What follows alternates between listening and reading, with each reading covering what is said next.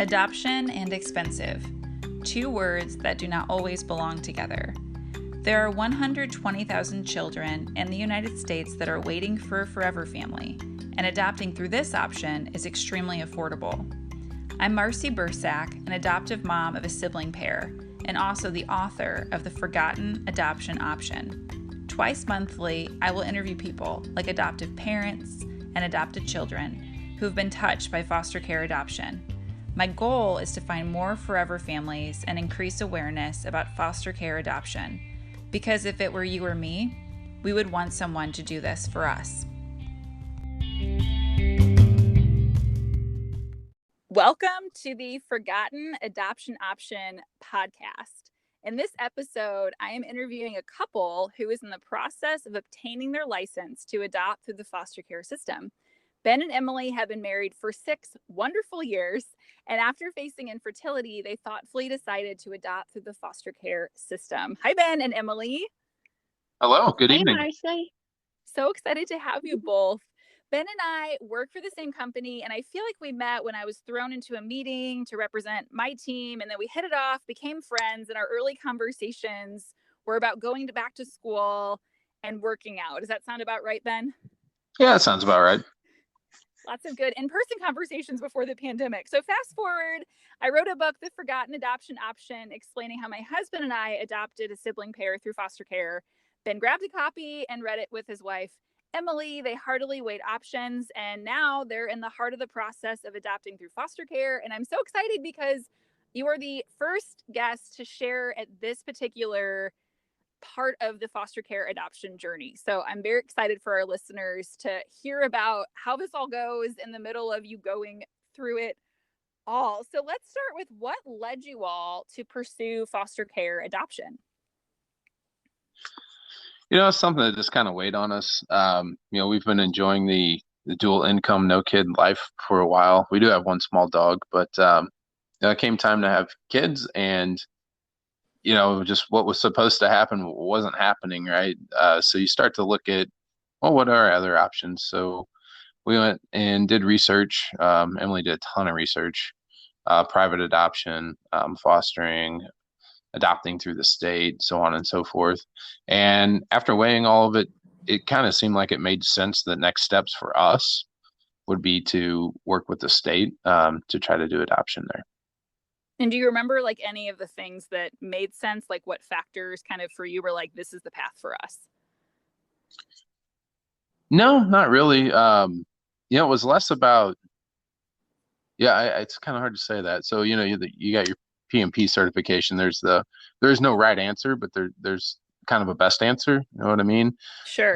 And I don't think that was the case here, because obviously you've got tons of options. You can go through IVF, right? If you want to spend a boatload of money and a ton of time at the doctor and have no guarantee of any results or whatever. Not to mention there are side effects and other challenges with that. And, it just doesn't seem right to put your wife through that, number one.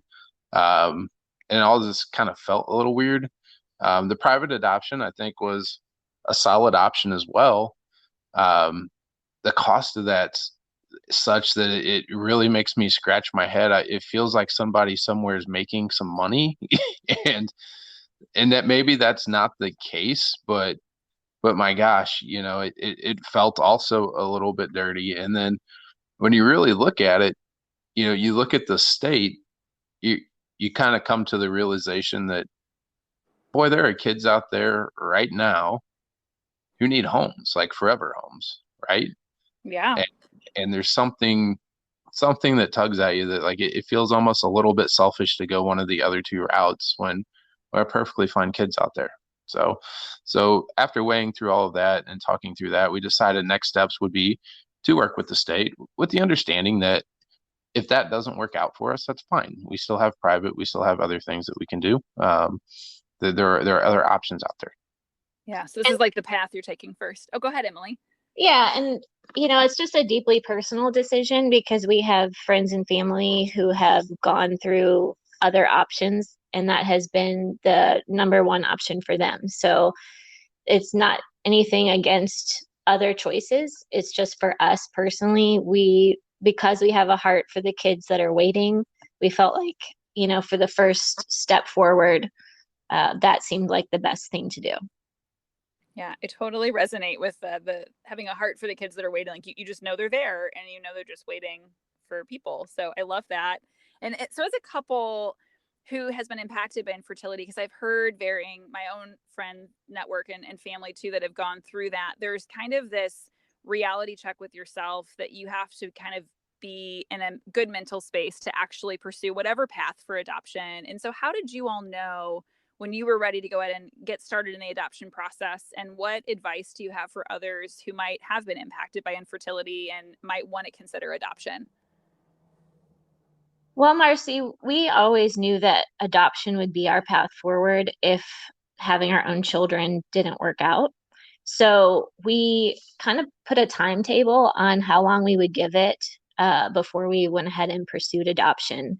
So we gave it about 2 years and said, you know what, let's just see what else we could do. And then if, our own child was to come about, that's great, but we want to get moving on the adoption piece. So I would recommend setting a time frame just to not allow your mind to wander into all the what ifs. Start researching, get that information so that when the time comes when you both feel comfortable to move forward, you have that ready to go and you can take those next steps. It allows you to kind of mentally move on in a positive direction, where, at least for me, setting a time frame was kind of like saying, I'm not giving up on hoping that something could happen, but I also want to make room for what's next. So for me, that was really important. And then also just for Ben too, like, he works well with time frames. So we thought that would be a good way to do that. Otherwise, it can kind of become all consuming, and starting to research just gave us a way to channel that energy and do something positive with it. I like that you call it time frames or deadlines or kind of time boxing. That's really smart, because then you kind of know, okay, this doesn't have to be forever. We can think about other choices. Right. And you can always change your mind. Like, the first decision that you make doesn't have to be the last. You can play with it, see what feels good. We've had a lot of conversations about what to do next or when to move forward with such and such. And you just kind of have to keep flexible, because if you box yourself in to a decision and you're not ready to make that decision, then you have regret. So we tried to avoid that. It's so smart. Ben, do you have a perspective on this, on kind of how you knew you were ready to go ahead and start pursuing adoption? The conversation of kids is been around for so long. I mean, it's even one of those conversations you have before you get married, right? Sure. We got married late. So it was definitely a conversation we had before we tied the knot. So there's not really a moment where, some light bulb turned on or anything. It's just, you want to have kids. There's several ways to go about that. This way's not working. We'll move on to this one, right? So good. So where are you all in the process, and what steps have you already completed? So we just got licensed for foster care. We took all the Saturday classes on Zoom for the last, what seems like 2 years. Which realistically was a few months, right? Please tell me they haven't made that longer. Right. We have 2 more Spalding classes left. And then we've actually had a couple hiccups with our caseworker. The one we had before is no longer with the state. She ran into some challenges processing paperwork for us early on, like it should have been. So we're in this weird spot where maybe a little cart in front of horse, actually. So they have to relook at our paperwork, have to redo some home studies. But the classes, those things that are like on a hard date on the calendar, those are starting to get out of the way. Yeah, we turned our paperwork in April, and just now we have a caseworker who's reviewing them and going to start processing that. So from what I understand, that's not typical, but they did say that we have to have our training classes for both foster licensing and Spalding, which is for adoption, finished before they can officially license us for adoption. So in theory, we haven't lost any time. We just feel slightly frustrated that, we were ready to roll in April and I spent a lot of time in one little, week trying to get all that pushed through, and it was unnecessary. So, bit of advice there, don't rush on the paperwork if you haven't finished your classes, because they're not going to probably start processing them anyway. And yeah, secondary piece of advice, follow up with that caseworker a lot. And maybe the new one will be a little bit more proactive, but the one we were working with, you gotta put yourself in their shoes, right? Again, she's no longer with the state. I don't know why that is. But these folks are overworked. They actually work other cases outside of adoption, so placement. So if they're having challenges there, obviously the kid itself would take priority. So just kind of the nature of how their workload's laid out, you're not the number one priority. But the one thing I will give a lot of credit for our first caseworker was she was very, very adamant that we could call or text and follow up, and actually encouraged us to do that. And she would even stop by the house. A couple of times she did, like late too. It was like 6:30 or 7. So this lady put some hours in for sure. Yeah. It's a great perspective. And just to give our listeners context, so we're recording this at the early part of October, so right before it drops. So when Emily mentioned April, you can month 4 to month 10, that's 6 months in there that have passed. And then just for those that may not live in Missouri, Spalding is the course that Missouri offers for those that want to pursue adoption through foster care. So you have to get licensed first as a foster family through, and Ben, the training's still called STARS, right? For the foster license? Yes. Yeah. Okay, so you do STARS first, and then you do another series of training called Spalding. So just wanted to put some context, because I know different states have different terms and it gets kind of wonky. But you're right in terms of in some ways, and this is parenting also, you have to kind of drive what you are aiming at. And so following up and being persistent. I remember my husband and I, when we got the laundry list of, you need to turn in your car insurance and get a physical, and it was like all these documents, I remember being like, I can totally do this. And so we got everything done and gave it to our social worker, who at that time was a brand new licensing worker. Like, we were one of our very first families to license, and we gave her everything at the very beginning. And she was like, my boss said no one does this. And I was like, I didn't want to give you any excuse to lose any of my stuff. Like, if you just got all of the stuff you needed at once, then you could just put it in a file, right? That was exactly my mentality. And like I said, I spent 2 days just charging through the paperwork, and then Ben would read it, make sure it was right, and then he'd sign it, and we moved on. And so my advice, though, is definitely be organized and follow up, but don't make yourself crazy trying to get it done, because it's going to take some time. So just maybe give yourself an item a week to complete, and send it in a big batch later. Back to that time boxing. Did we have to resubmit paper? I feel like we had to resend. Yeah, we had to resubmit all of our paperwork, but I had it.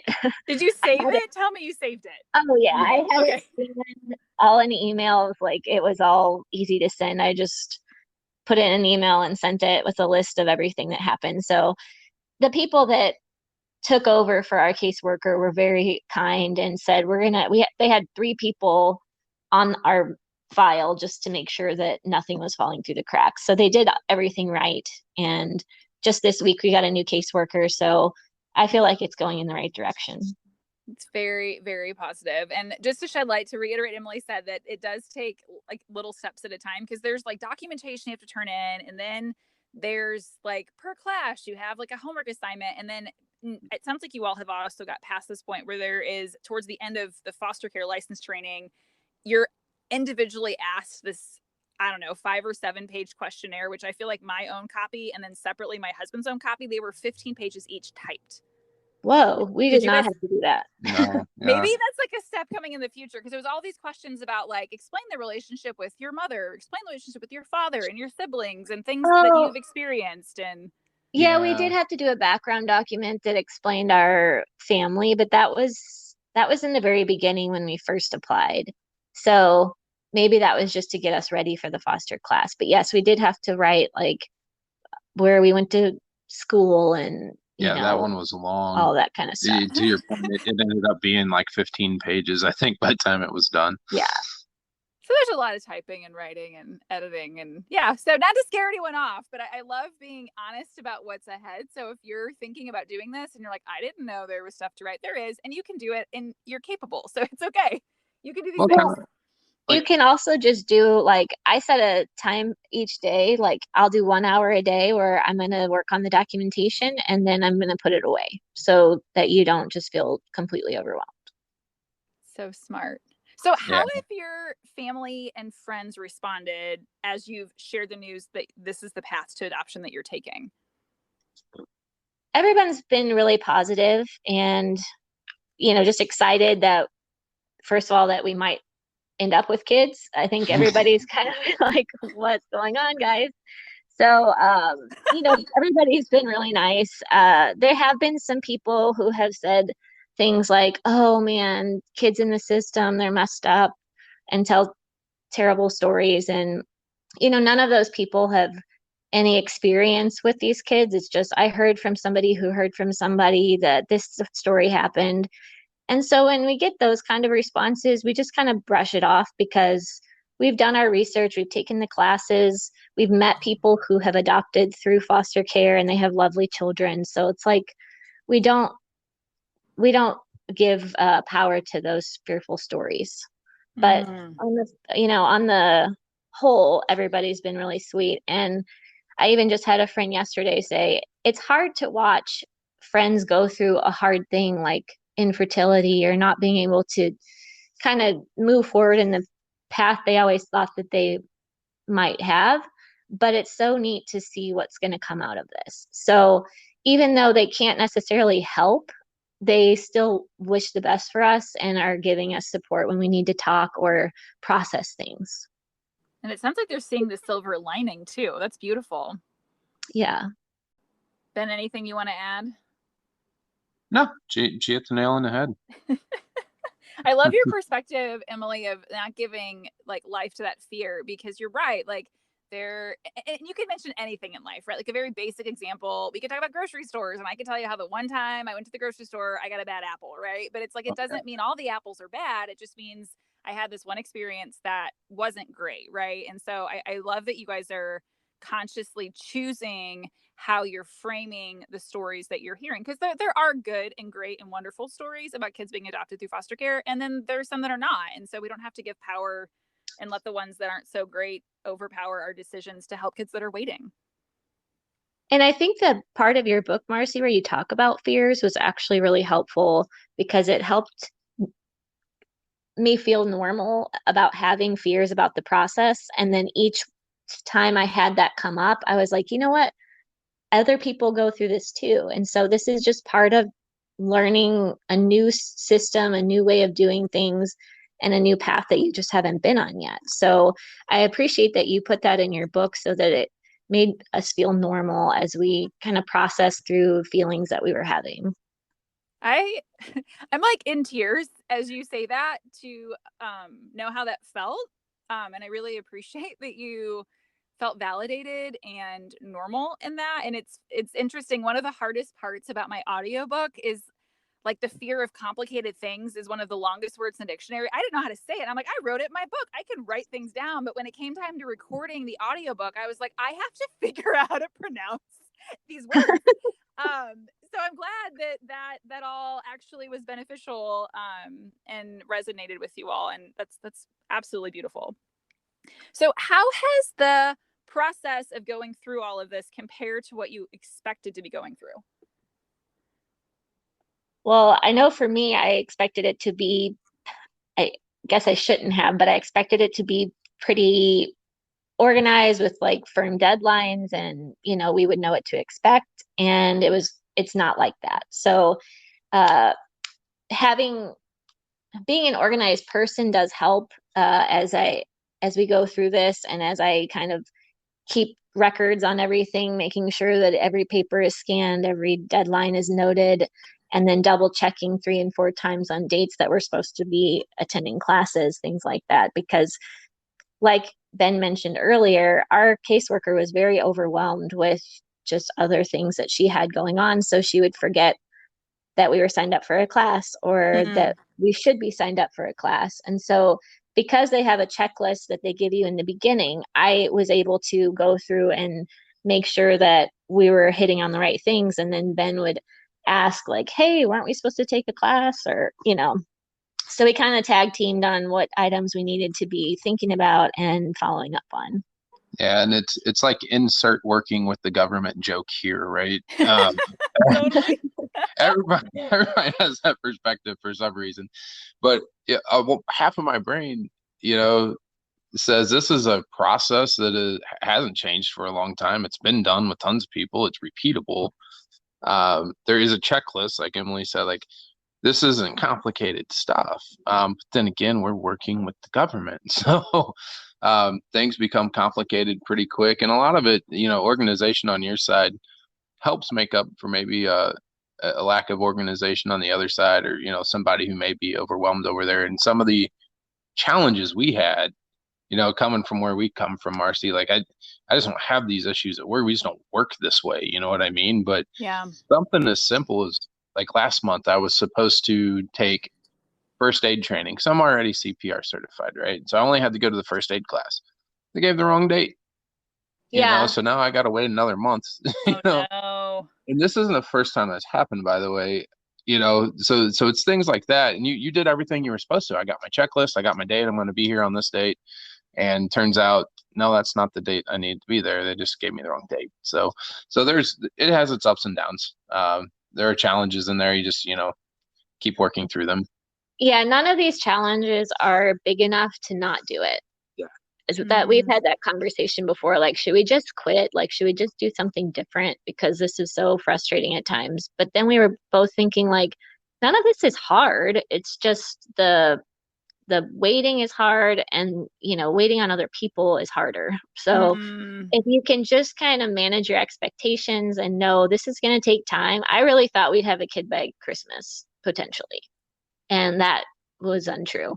That was something, I guess, that I put in my mind, and I had no way of knowing that we wouldn't or we would. It just was like a hope, I guess. And now, having gone through the process, I'm kind of glad that it is slow, because it gives us time to process feelings, talk through things even more, and make sure that we're very comfortable with the path that we're going.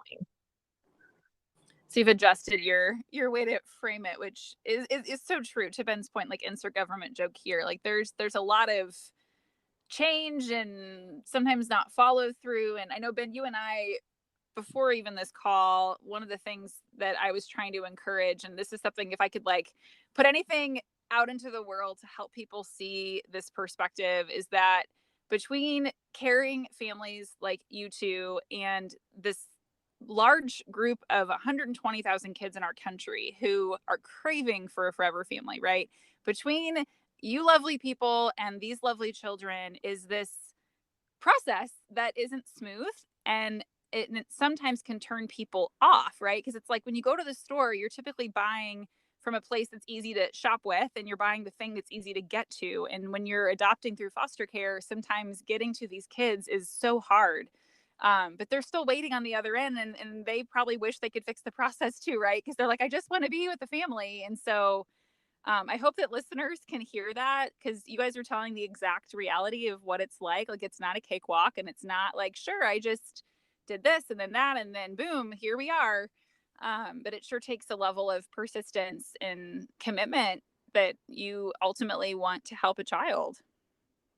And I think it's important to note too that the caseworkers really seem to care about these kids. It's not for lack of love on the caseworkers' part. They all, in giving the trainings and in talking with them, they deeply care about these kids and want the best for them. They just don't have the manpower and the hours in the day to get some of this stuff done when people like Ben and I expect it to be done. So I would just say, hang in there.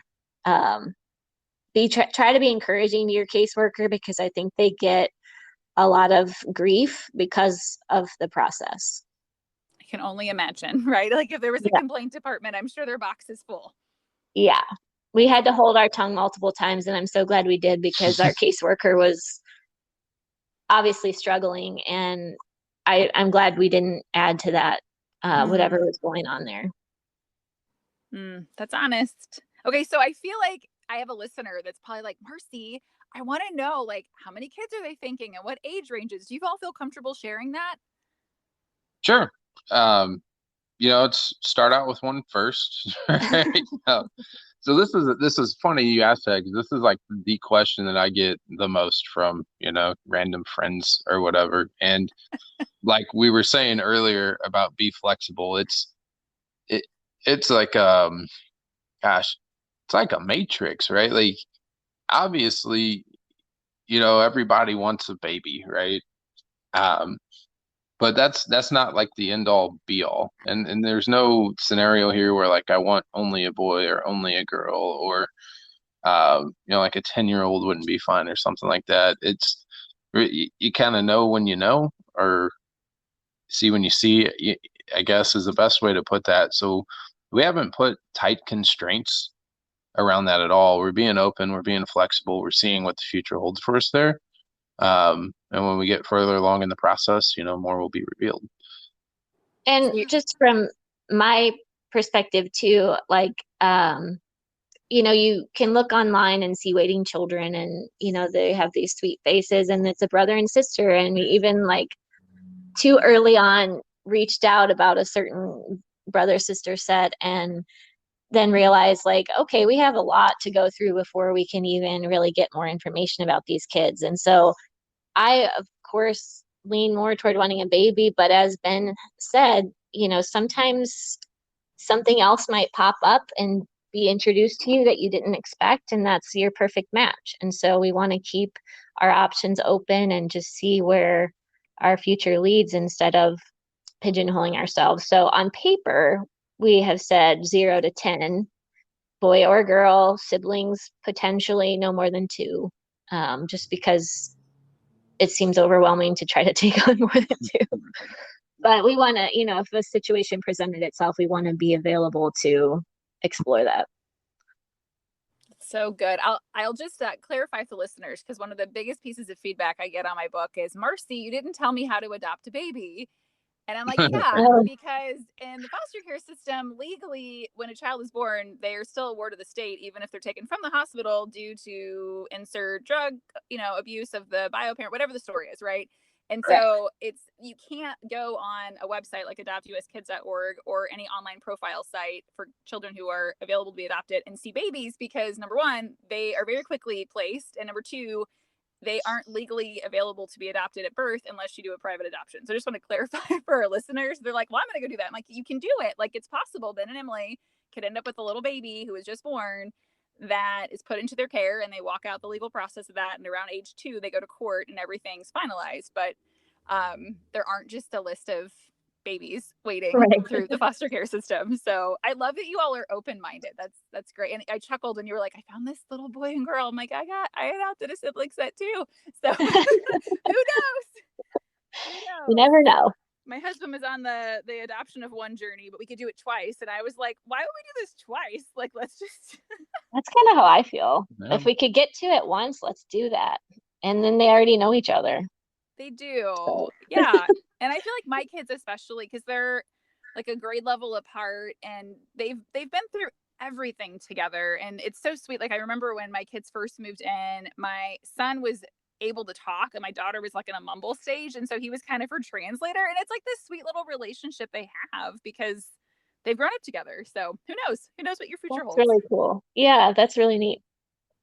So this next question, Emily, you kind of shared earlier about the usefulness of identifying what fears are in this process that I explained in my book, The Forgotten Adoption Option. But was there anything else in that content that you all found especially helpful as you applied and now that you're going through the licensing process?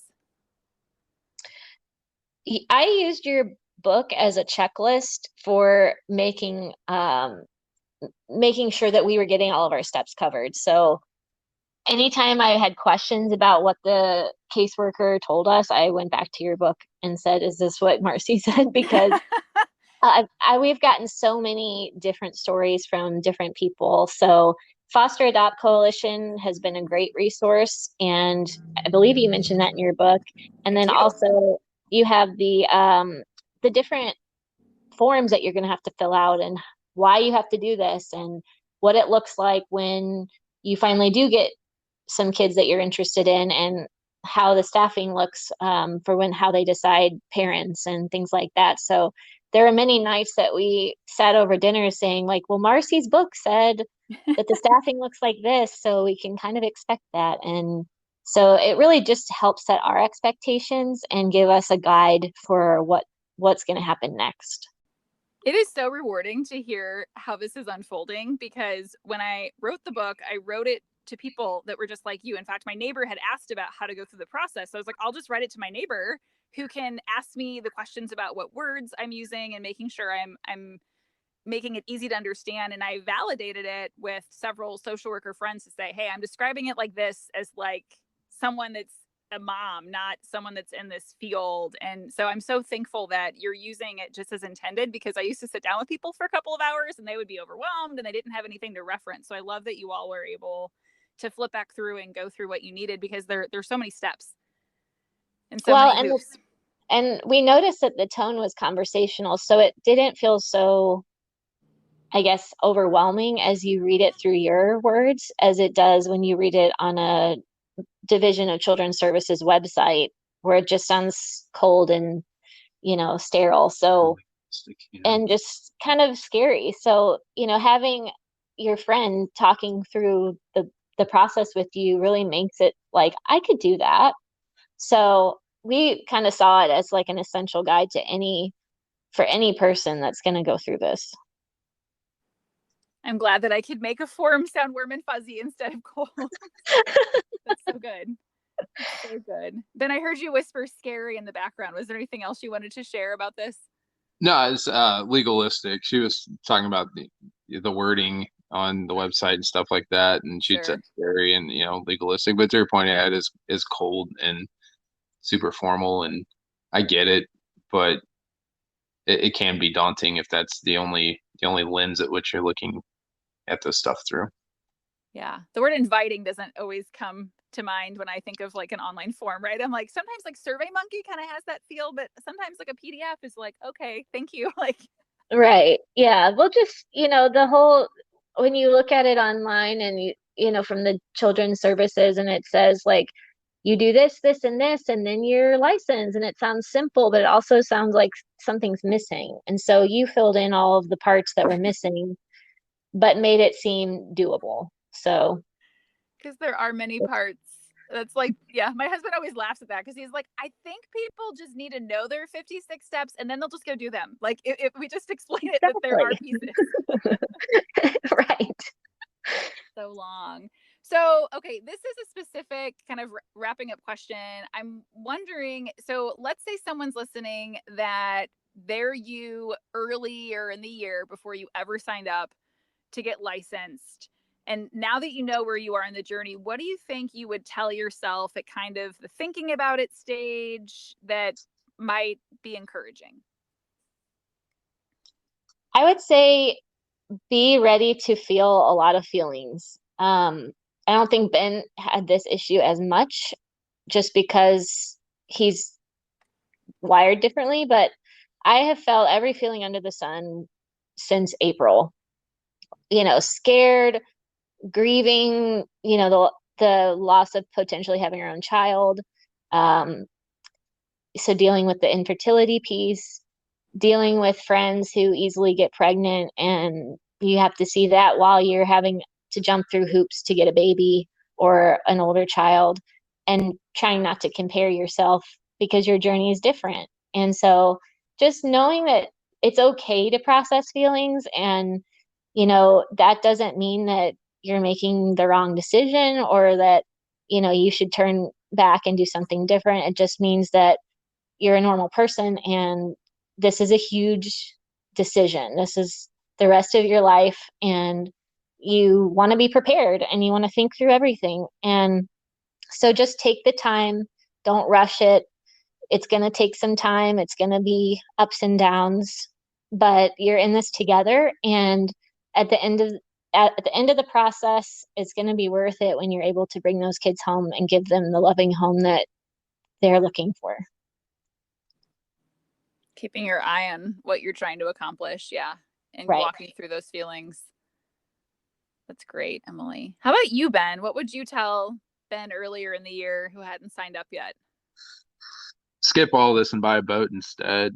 Um, Somebody's gonna listen and laugh, hopefully, and not be like, "All right, right, see, honey, I told you." right. I know that's for all you guys out there. No, yeah. So again, like we work a certain way. I'm wired a certain way. So I have expectations when I'm doing business with somebody, which is what I considered this to be, although I guess it's not. So I would probably tell myself to relax my expectations, Mm. do continue to drive and follow up and hold people accountable. But um, you know, me back then didn't realize like what that job was like for the person on the other side of the phone. That definitely, having that information would have changed my approach early on for sure. So patience, which I don't have a ton of, for doing business. Be back to the expectations thing, but this is one of those processes where you really just need to kind of go with the flow. Yeah, drive, yeah, follow up, but be flexible and be fluid, be like water. I think you have to just kind of go where the road is taking you. And that's something that we've learned, like, there's going to be bumps in the road, but it's still leading you in a certain direction. So just stay the course and try not to get too frustrated in the meantime, because it will pay off. It's just when your head's down, taking one step at a time, it feels like a lot. Yeah, we had because we got our paperwork submitted so early, we even got some feedback from other caseworkers. Well, you guys should have been in classes in June. Well, we weren't. Why weren't we in classes? And then again, well, you guys should have been in classes in July. Well, we didn't get in those either. What the heck's going on? And it can feel like the process isn't moving. Or it's But almost working against you, right? Where you're like, how do we get off the right, hook? It did feel like that, yeah. it did. There was a night here where we were just almost ready to fire these people and move on to something. I'm completely honest with you. Is the words I Yeah. used. Like, we should fire these people and move on to something else. But looking back, the process was moving. It just wasn't moving like I thought it would. So yeah. It's kind of like a glacial pace. A glacier moves so slowly every year, and eventually it reaches the ocean or whatever. That's what this feels like. And you can't make it go faster. You can help it along, you just can't make it go faster. So one note about the classes that he mentioned was, make sure that you get into and press on the caseworker for the classes that are coming up, because they only offer them certain times a year. And if you miss them, you have to wait several months. So early get into those classes and get those out of the way if you can. Right. Because you got to finish the classes in order to get licensed, and you got to get licensed in order to have kids. So, right. So the order of things is important. It is. I love the just ripeness of where you all are, and I know it has not at all been the easiest thing to follow and to go where you think you're supposed to be going, and for it not to go smoothly. But I think the reality check that you guys have shared with folks, that you're like, we're in it because we care and we feel called to do this, and the process is a glacier, like you said. And so I think that's great. Like, people can understand, like, okay, this is how you train for this, and this is how you go through this. Like, if you were training for a long Ironman event or whatever the thing is, like, you're going to have sore spots, where your body's achy because you've had to train and do things. And it's the same sort of thing, it sounds like, where Ben was saying, okay, I am not a patient person. Like, you're going to go through different things or feel different emotions. And I think there's such high value that our listeners have gained from both of you sharing just candidly what you're going through and how it's going. And so I am so excited that you all are on this path. And I know the future is unknown, but I am so excited to celebrate with you on whatever that looks like. Well, thanks, Marcy. It's been really helpful just to talk through things with you, and like I said before, your book was so helpful. So thank you for taking the time to put that together. Yes, to help people like us, because without it, I really feel like we would have been lost.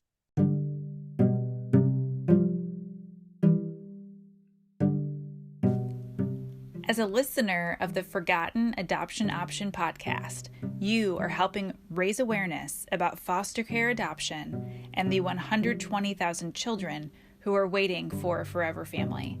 You can also help raise awareness by leaving a review, subscribing, sharing, talking about, and liking this podcast. If you'd like more information on adopting a child or sibling set through the foster care system, visit my website, ForgottenAdoptionOption.com. There you will find out how to get started, and you can even order a copy of my book, The Forgotten Adoption Option, which will guide you through the entire process, and it is available in paperback, audio, and ebook. I welcome you to reach out with questions, comments, and your own story. I would love to hear if you're signing up for training or where you are in the adoption process. You can connect with me on Facebook, Instagram, and LinkedIn. Just search for Marcy Bursack. Thank you for tuning in, caring, and sharing, because every child deserves a family.